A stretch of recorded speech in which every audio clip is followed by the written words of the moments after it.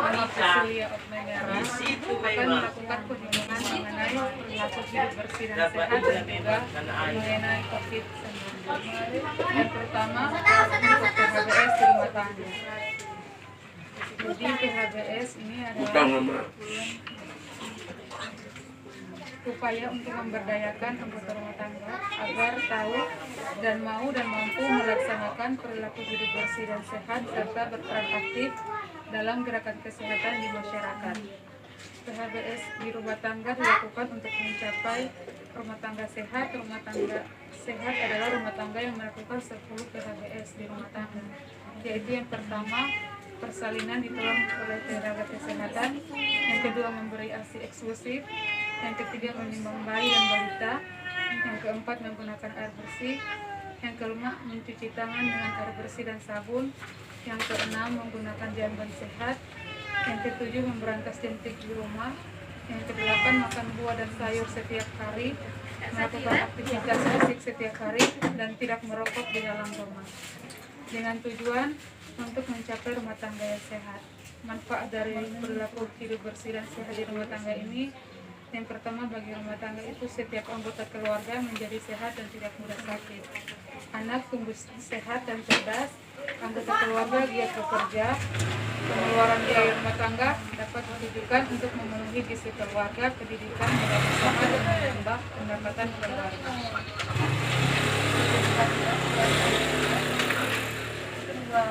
Kita masuk pada 10 indikator PHBS di rumah tangga. Yang pertama, persalinan ditolong oleh tenaga kesehatan. Jadi persalinan ditolong oleh tenaga kesehatan seperti bidan, dokter, tenaga paramedis lainnya. Tenaga kesehatan merupakan orang yang sedang aktif dalam membantu persalinan, sehingga ibu dan bayi lebih terjamin. Yang kedua, memberi ASI eksklusif.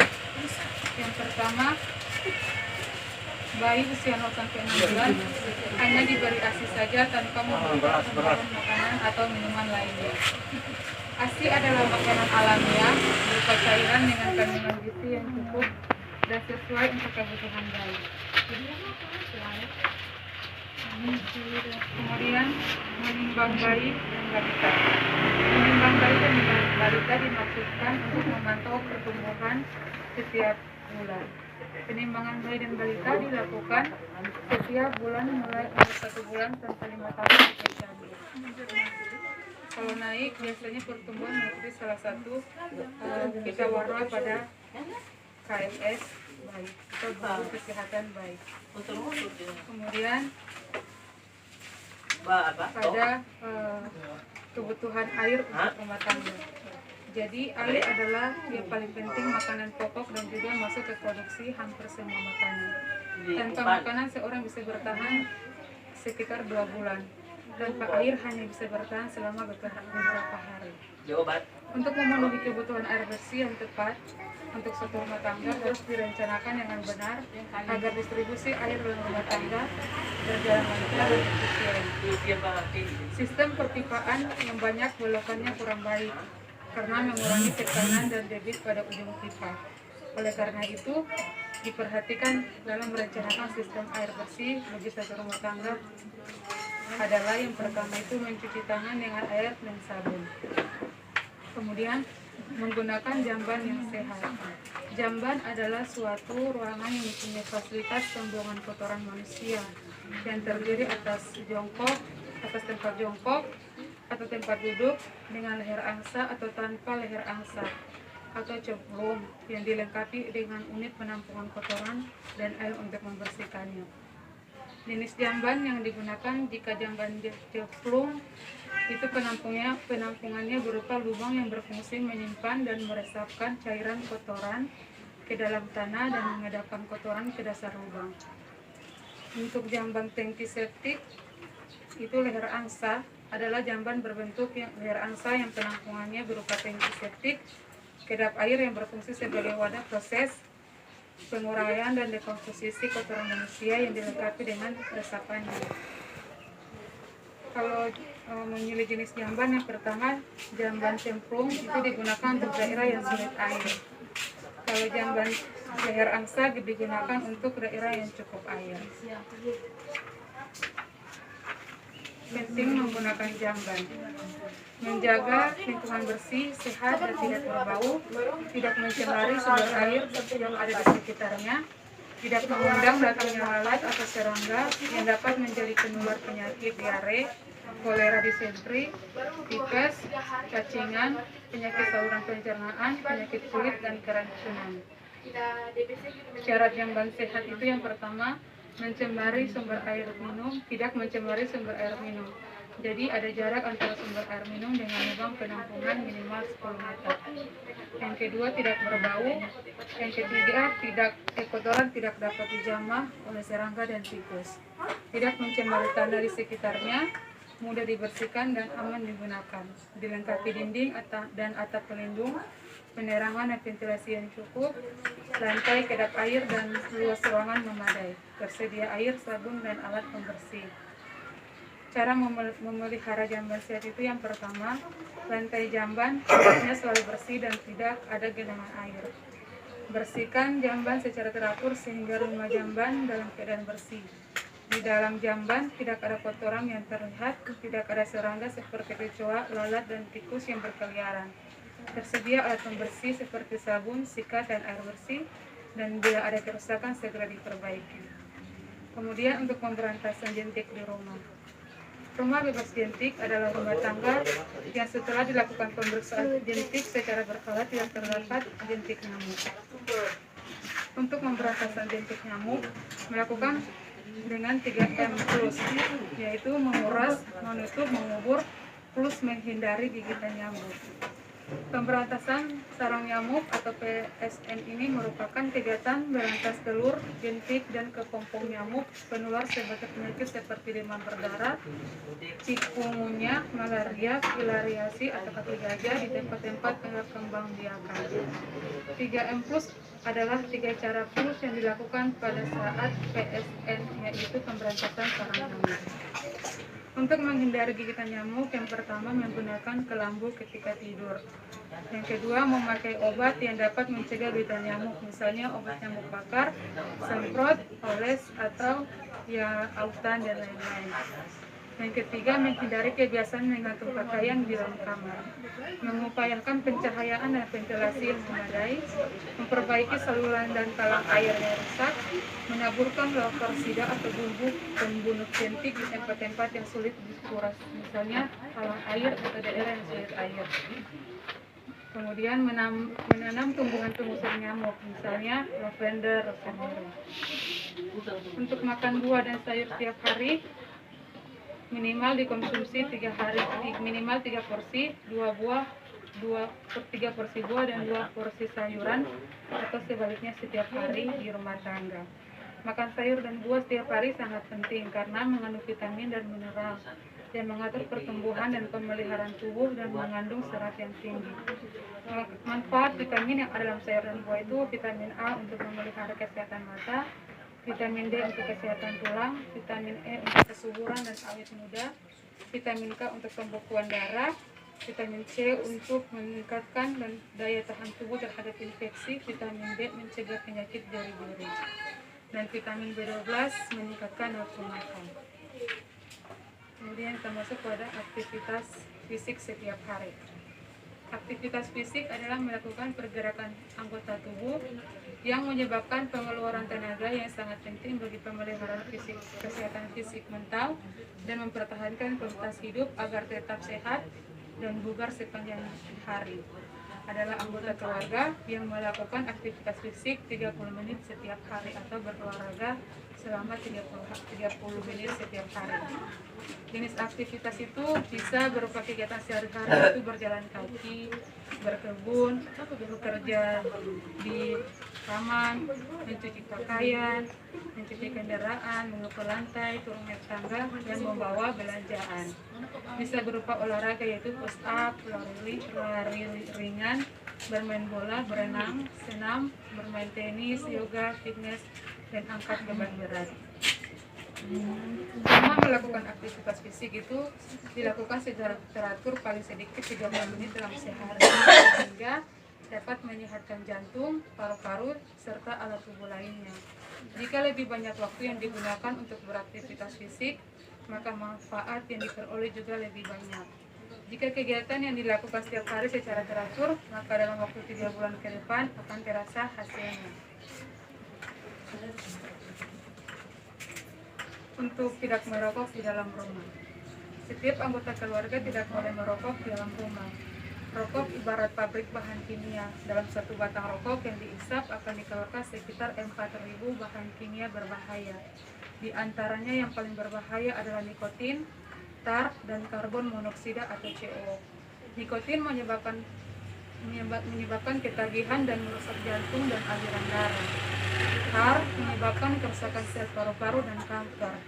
Sedangkan karbon monoksida atau CO menyebabkan berkurangnya kemampuan darah membawa oksigen sehingga sel-sel tubuh akan mati. Perokok aktif dan perokok pasif. Kalau perokok aktif itu orang yang mengkonsumsi rokok secara rutin dengan sekecil apapun walaupun itu hanya 1 batang dalam sehari.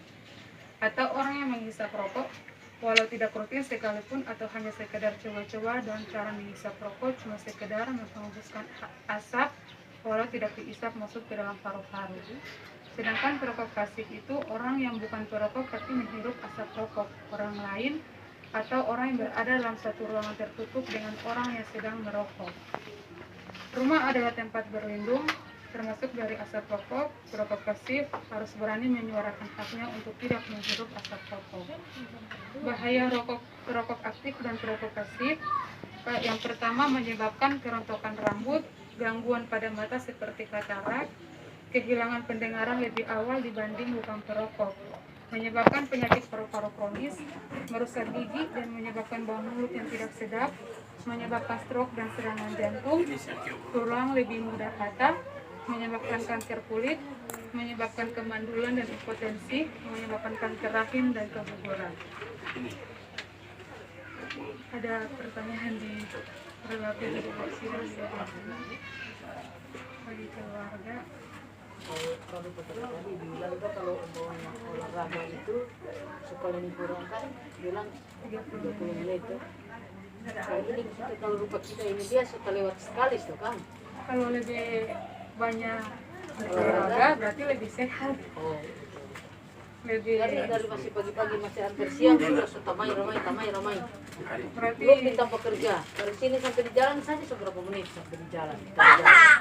Karena yang udah sampai di sana dari Oto itu dia turun sampai di Kebidanan, jauh berjalan ke sana, jauh jalan. Belum lagi kita mau putar sini, putar sana, putar sini, putar sana dari belakang sampai muka ulang ke belakang. Ulang kaki sedikit kita naik tangga di lantai 2, ulang naik lantai 3, ulang turun ulang ke bawah.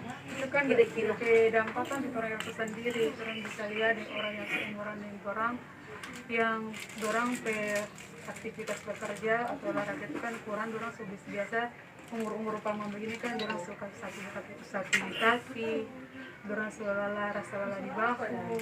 Kalau orang rajin bekerja, rajin olahraga itu kan orang katanya udah manfaat buat orang ke badan. Mudah-mudah mau terkenal penyakit kayak darah tinggi, mudah-mudah mau sakit asam urat. Nah, itu memang kita rasa juga makanya karena biasa kan orang-orang lain tuh rasa kram-kram itu sakit tangan nggak rasa kram. Kau pikir hari-hari pegang air, basuh sapu, bapel, basah. Kan yang ada bilang rasa kram tangan. Karena olahraga kan nggak mesti di tempat olahraga kau gym. Ya, ada bilang ini kau bilang rasa sakit kau sampai urat sakit sampai di buku-bukunya anda. Orang turun naik tangga juga olahraga. Mungkin ini sekelewatan kau mau olahraga. Menurut amanah itu kalau lebih dari 30 menit kan tidak ada keterbatasan waktu per menjaga kesehatan dan olahraga. Jadi bagaimana orang bisa mau manfaatkan waktu per olahraga dalam bentuk apapun itu, orang ada perubahan oksigenasi dalam rantai diri. Jadi ada pengeluaran zat yang bahaya dan ada pemasukan zat baru. Kalau kota lebih dari yang bilang merokok. Kan di sini memang ada 1-2 orang merokok. kebanyakan kalau cuma yang hirup. Hirup berapa pasif. Itu yang hirup itu dia legal itu kita kalau orang merokok di sini kita lari di sana ke orang. Nah, itu kali biar kalau perjalanan enak tuh, kalau orang merokok di sini kita lari di sana. Karena kalau Asapnya enak tuh asap tuh kalau kepatuhan. orang yang merokok biasa orang berdampak yang lama karena orang isap orang buang. Nah orang kan dari rokok sendiri kan sudah ada zat berbahaya. Kalau orang hirup orang lain tahu misalnya orang itu ada penyakit apa dalam diri, kalau tiba-tiba orang sudah isap, kalau orang buang, orang hirup sudah berpenyakit yang orang mau dapat misalnya seperti itu. Jadi lebih bahaya kalau orang yang hirup karena memang isap langsung masuk. Kalau orang kan cuma buang, jadi mungkin cuma setengah yang masuk pada orang, tapi yang orang keluar itu full pada orang. Gitu. Jadi lebih baik hindarkan atau kalau boleh tegur supaya orang pakai kesehatan bersama. Tegur lebih baik apa kita bilang tadi lebih baik menghindar biar pada bilang mau tersinggung atau nyala, yang penting pokoknya kalau orang merokok situ lebih baik orang menghindar ke sana. Jangan lari-lari dari asap lebih baik begitu daripada terus mau isap-isap sama jadi mau tegur kalau sakit otak sakit mulu lebih baik menghindar toh. Karena biasanya kan orang yang nyadar merokok maka kayak diperiksa su asma, su paru-paru basah, su susah paru-paru. Makanya itu yang terus hirup itu asap itu dia yang terus dia temu kena penyakit lebih baik menghindar toh. Itu dia. Itu kalau dari Bapak. Ini tangan tuh bisa berkeram kan. Waktu jadi waktu pala ya.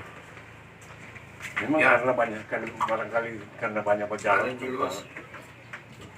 kadang tuh dapat kram, tapi serta bagian di rumah sama bisa tuh ini biasanya cuma ini ada tangan lalu cuma kaki biasanya sedang berjalan kaki sudah keluar sendiri tuh senang nyat apa rasa kadang-kadang juga waktu di perahu itu sedang di perahu akalanya satu malam dari sore sampai tengah malam biasanya nggak kerap, tapi karena terlalu lama dulu, jadi kaki depan ke rasa berat. Itu kadang-kali cuma karena dingin tuh, kan dilakukan dingin. Karena yang pertama faktor usia dengan dingin. Iya, kemudian beda karena faktor usia beda. Dulu kan Bapak rajin beraktivitas.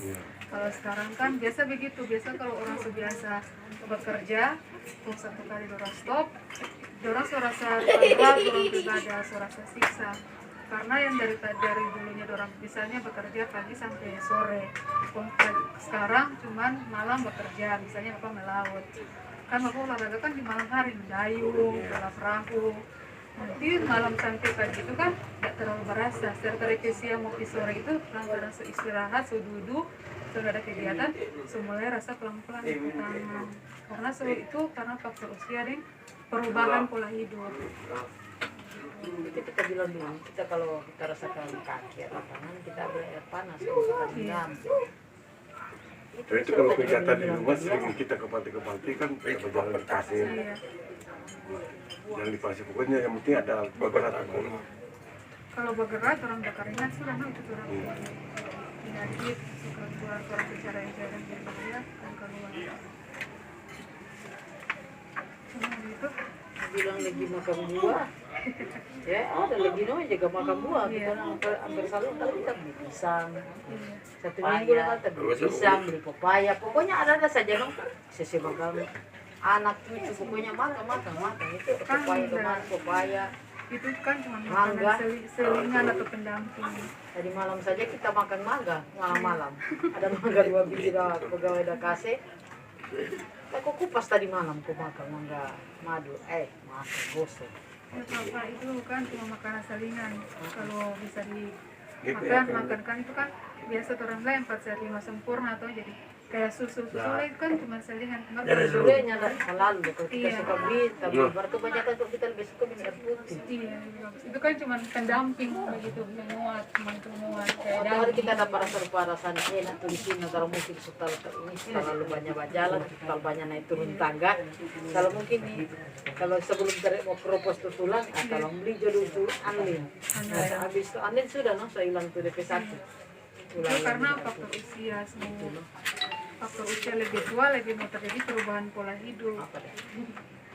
Begitu. ada terus sama lanjutnya. Ya, silakan. Lanjut. Ikut.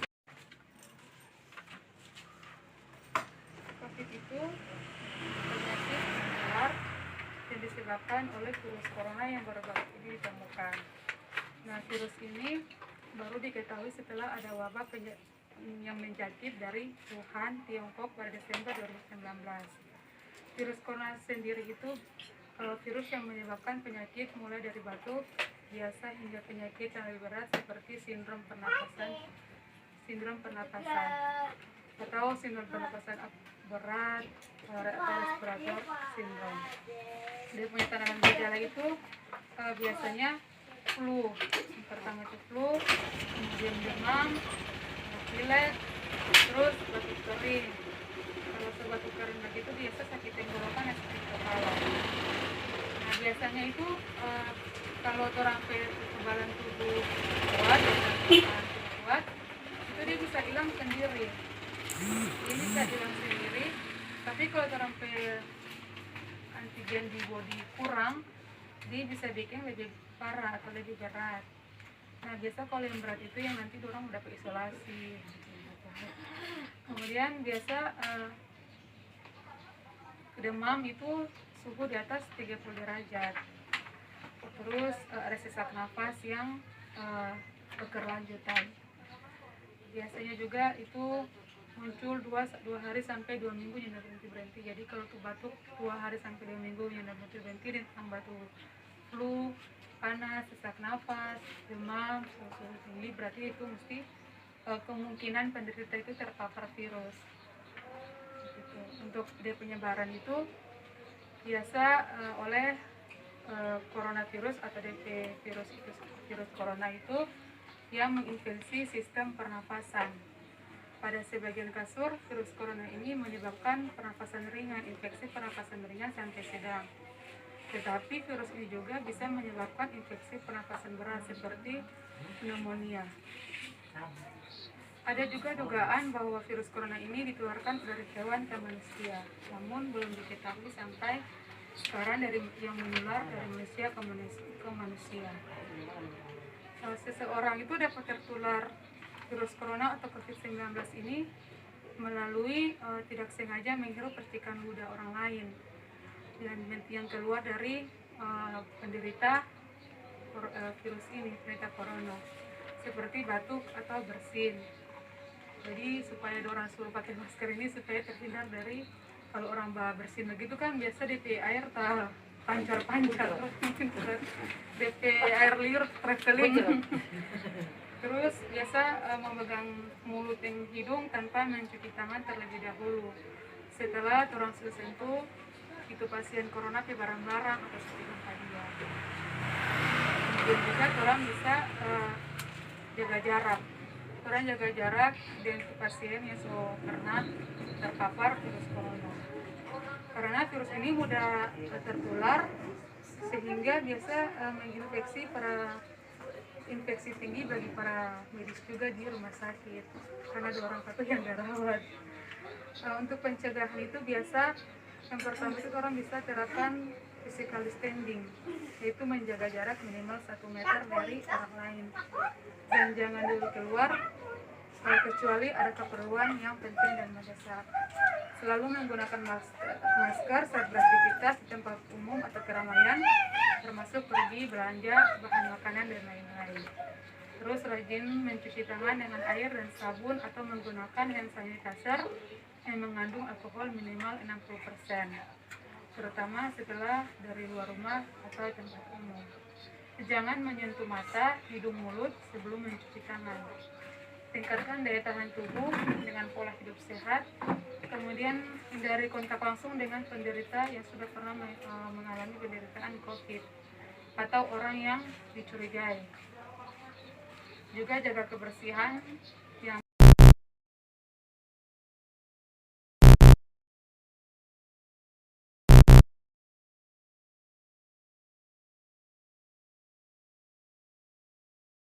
We got history, got me feeling the nostalgia when you look at me. Thinking about what could've happened or what could've been. Finally your face, I know ain't that a sight to see. Take my time, then take your clothes off one more time. may be.